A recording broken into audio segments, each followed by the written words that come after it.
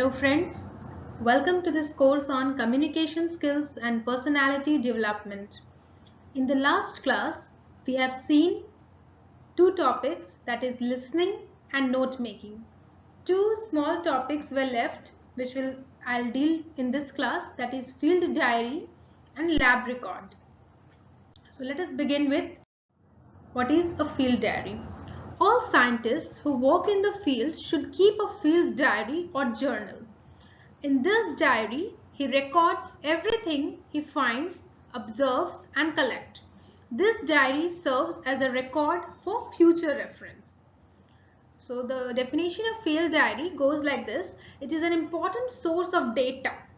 It enables the researcher to record events as they occur, which they annotate with developing interpretations. Here annotate means they explain with their developing interpretations. So why do we need to keep a field diary? What are the advantages, or we can say what is the importance of field diary? Number one importance is it keeps the records of observation in an orderly fashion. Second importance is it helps the investigator understand the physical and social settings, be it climate, resources, characteristics of people, group, government, organization, etc. Then the importance of field diary is recording observation enables a researcher to pick up clues about how the system is operating. The next advantage of field diary is it helps the researcher with new ideas and insights to carry out his research projects, which was not possible without field survey and observation.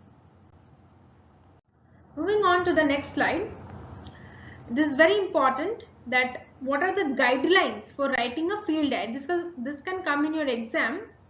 For this, first guideline is we should use a well sharpened pencil. The second being we have to begin the field session by writing down the basic information. Those basic information could be anything like site name or location, plant name or plant number, group name, date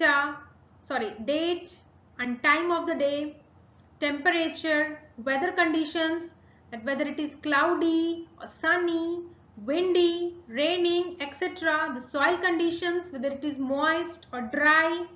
So these basic information should be written down. The next guideline being we have to record the observation. What observation?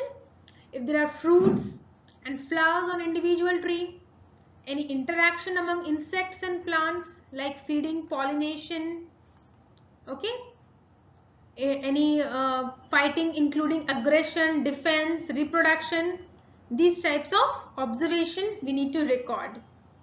The next and the most important guideline is if things are happening so quickly that it is not possible to note down everything, we need to develop a coding system. This is called ethogram, to note down quickly.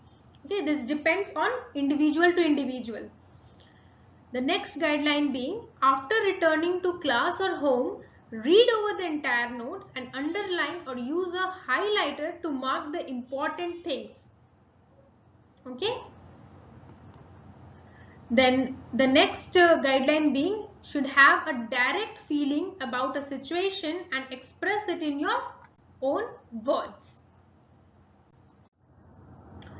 So here I have given a diagram of Charles Darwin field notebook. Have a look on it.